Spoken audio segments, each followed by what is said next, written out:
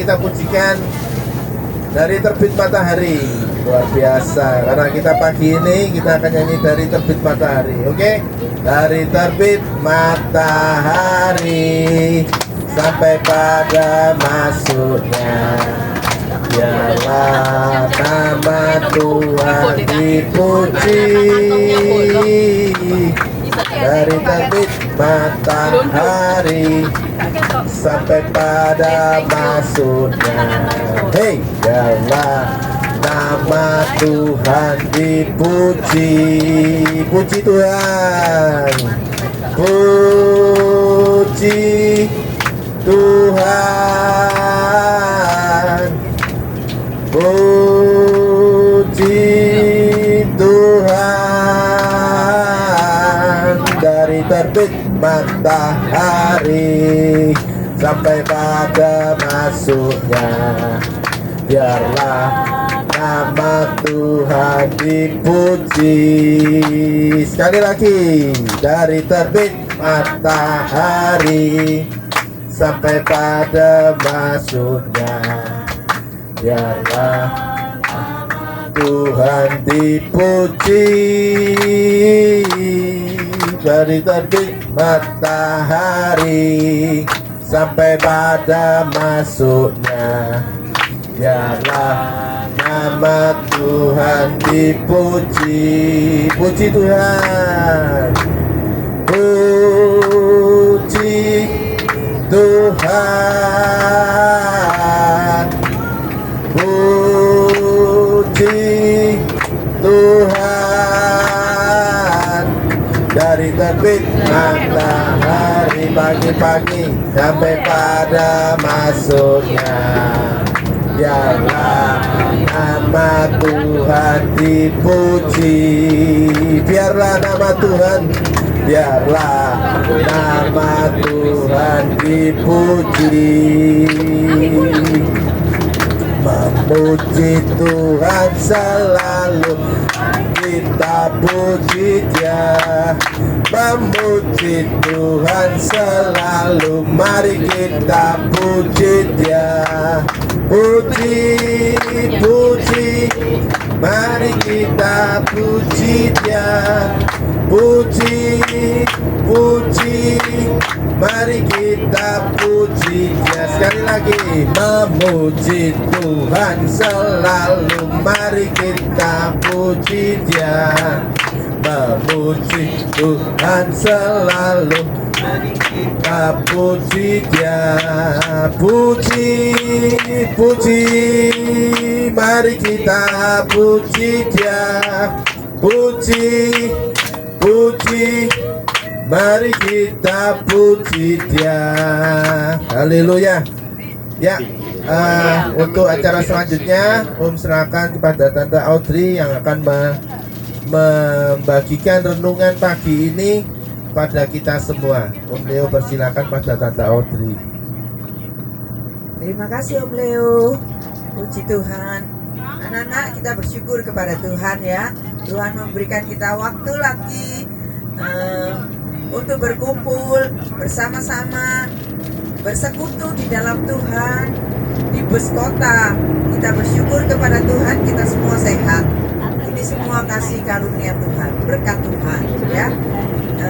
Pagi hari ini atau mau cerita tentang seorang anak yang berkenan di hadapan Tuhan dan manusia. Itu perjalanan hidupnya memang tidak mudah.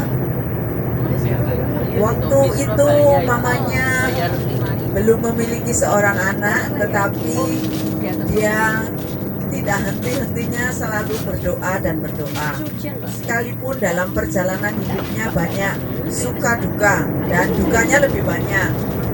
Tapi ingat, akhirnya ibu ini memiliki seorang anak, yaitu namanya Samuel. Di sini ada yang namanya Samuel? Semua namanya Samuel. Ya. Ya, ini anak sungguh-sungguh diminta ya dari Tuhan dan Tuhan berikan. Jadi kalau kita dalam masalah hidup, kita minta dari Tuhan, Tuhan memberikan kepada kita itu sesuatu yang sempurna.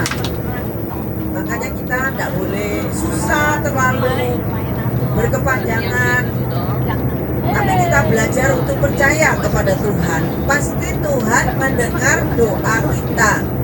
Seperti Ibu Hana ini ya, sekalipun dia disakiti oleh madunya yang namanya Penina, tapi dia terus mencari Tuhan, berdoa dan berdoa, berdoa dan berdoa, dan akhirnya dia berjanji, ya, berjanji kepada Tuhan, kalau aku punya anak laki-laki, aku akan menyerahkan kepadamu Tuhan.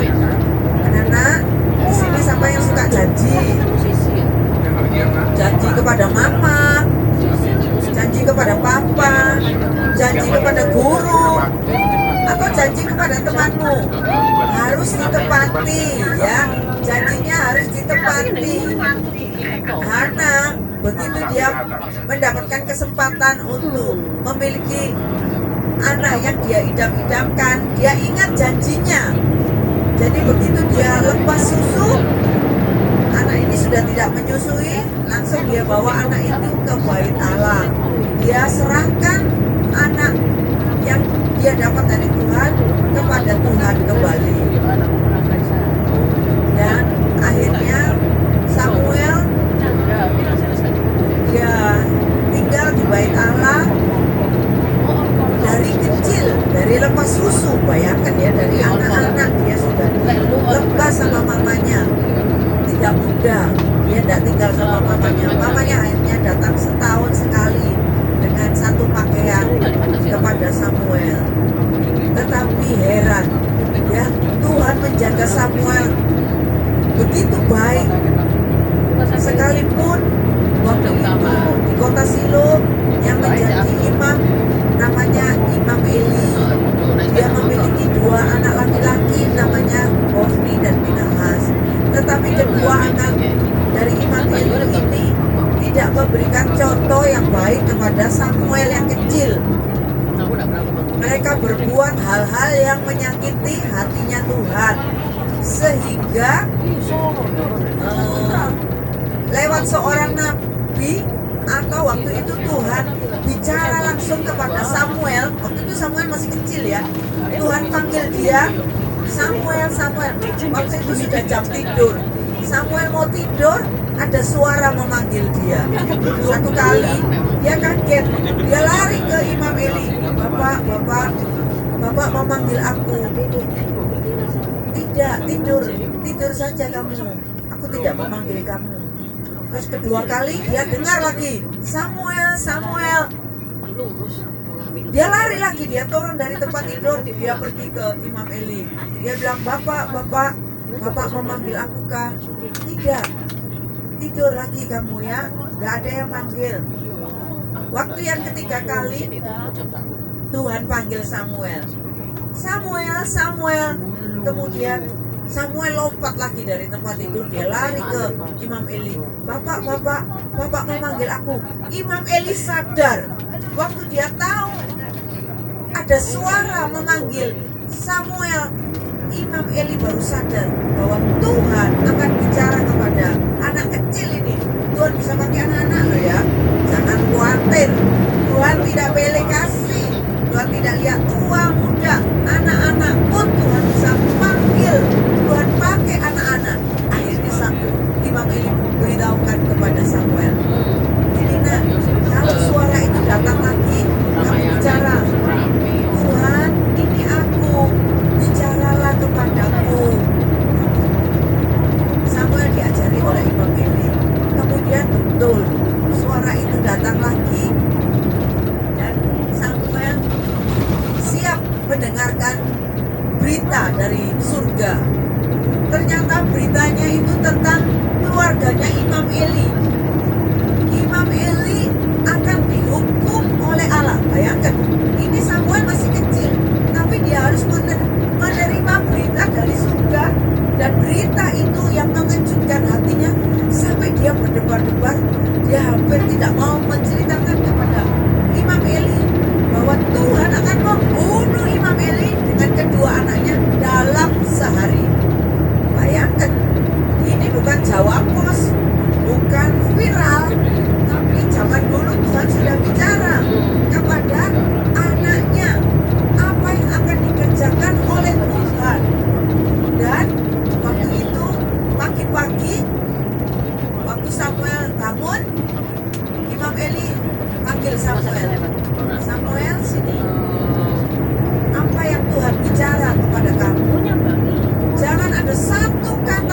sembunyikan. Kamu harus cerita semua kepadaku. Dengan ketakutan Samuel cerita semua. Imam Eli cuma bilang, ya Tuhan itu adil. Dia akan berbuat apa yang menurut kehendaknya. Imam Eli ya tidak merendahkan diri, ya tidak minta ampun. Akhirnya benar. Satu kali bangsa Israel perang dan waktu itu tabut Allah dirampas ya oleh musuh, dirampas. Dan apa yang terjadi? Waktu berita itu sampai kepada Imam Eli bahwa tabut Allah dirampas, dia kaget. Kemudian Imam Eli itu di dalam Alkitab itu ditulis Imam Eli ini tubuhnya gemuk ya, besar gemuk. Dan dia kaget, dia jatuh kena tiang, langsung kepalanya pundul dan dia mati. Anak lakinya Hofni dan Pinahas mati dalam peperangan. Kemudian waktu itu istri dari Pinahas, jadi dua anaknya Imam Eli ini memiliki istri. Istri dari Pinahas waktu itu hamil besar ya. Waktu dia sementara hamil, dia dengar tabut Allah dirampas, dia dengar suaminya mati dalam peperangan, dia kaget, langsung anak itu keluar dari kandungan, lahir karena kaget. Dan itu bereaksi di kandungannya. Dan apa yang terjadi? Istrinya Pinahas juga mati. Jadi dalam sehari, dalam satu keluarga itu ada 4 yang mati. 2 laki-laki anaknya Imam Eli, Imam Eli sendiri, dan menantunya. Bayangkan, itu hukuman yang dahsyat. Tapi sebelumnya Tuhan sudah beritahukan kepada Samuel yang kecil ini bahwa Tuhan akan menghukum. Kenapa Tuhan menghukum keluarganya Imam Eli? Karena Imam Eli tidak berbuka masam, tidak berbuka jahat kepada anak-anaknya waktu anak-anak itu berdosa. Anak-anak, misalnya kalian ditegur ya sama mama, sama papa, sama tante, sama om, sama ama, sama akum. Mungkin kalian berbuat salah. Kalau kalian dimarahi, kalian itu berarti anak-anak yang diperhatikan oleh Tuhan, masih mendapatkan teguran. Karena orang tua itu, firman Tuhan bilang, wakilnya Allah. Kalau kalian ditegur, belajar taat, belajar nurut sama orang tua, karena mereka wakilnya Allah. Kalau kalian tidak nurut, seperti anak-anaknya Imam Eli, Hofni dan Pinahas, dihukum Tuhan mati sak papanya, karena papanya tidak pernah marahi. Kalau anaknya berbuat jahat di bait Allah, itu papanya tidak pernah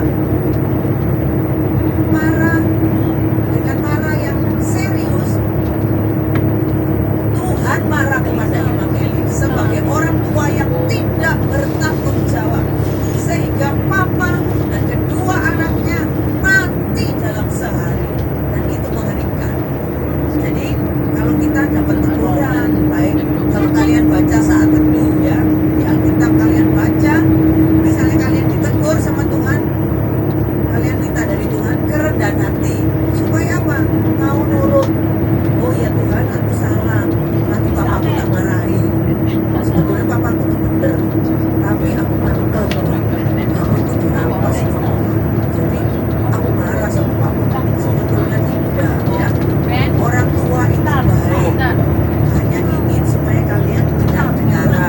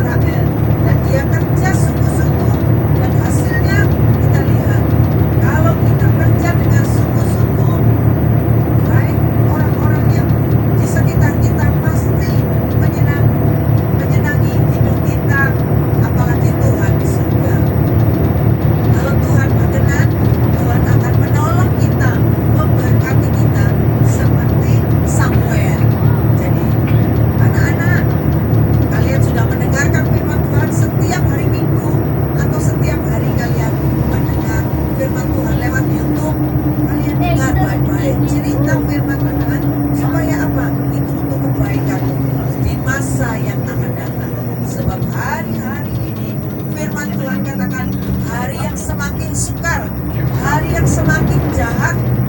Tapi firman Tuhan bilang, aku menyertai engkau sampai kesudahan alam. Jadi anak-anak tak boleh khawatir, tak boleh takut, karena kita punya Tuhan serba sekalian alam.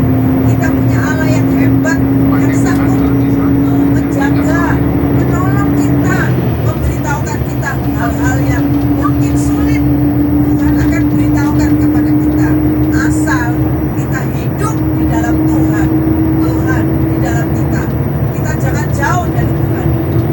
Ini di dalam bus sambil istirahat, kalian berdoa dalam hati. Nanti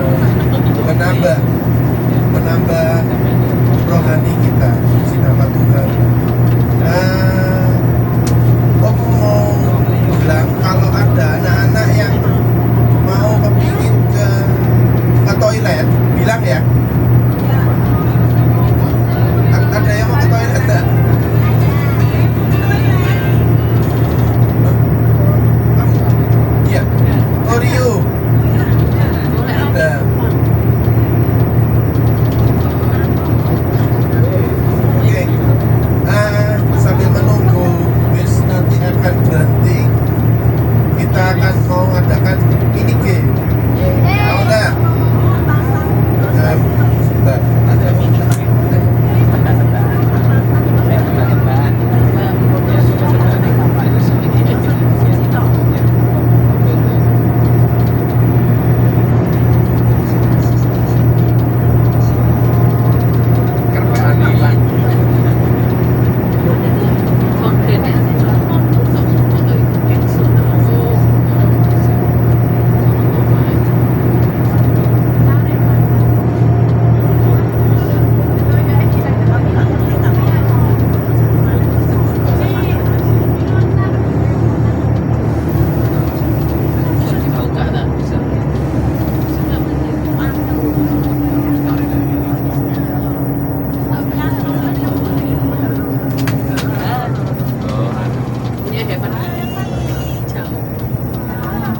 Diambil nak. Pelan-pelan nak, pelan-pelan. Pegangan nak.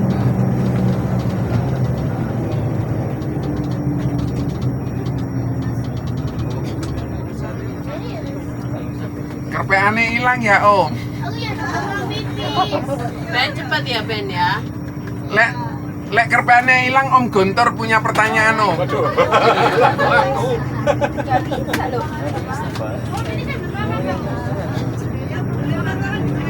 Enggak, ini kencing tok. Kencing tok ae. Hah? Enggak, nanti enggak nutut di kampung kidsnya. Kencing tok, cepet ya. Jangan lama-lama ya. Nanti ke toiletnya cuma 10 menit ya, karena jalannya agak macet. Nah, itu ayo. Makanya Selesai ke bis toilet langsung aja. balik ke bis ya. Nanti kita adakan kuis setelah kita ke toilet. Atau mau pipis lagi tuh? Nah. Iya Pak. Iya Pak. Enggak Pak iya. Iya Pak. Ben, bawa hand sanitizer. Jadi kalau sudah selesai kencing pakai ya.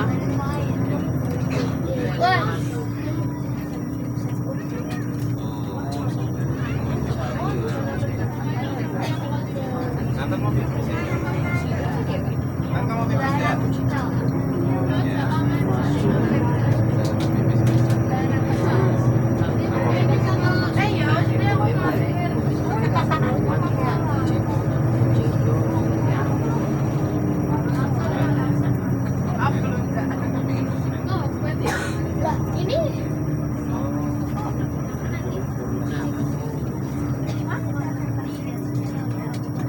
Lewat Rajon itu belakang.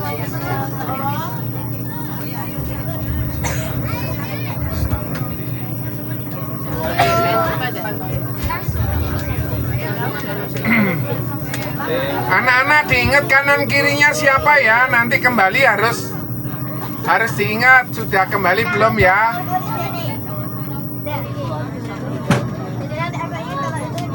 Aduh,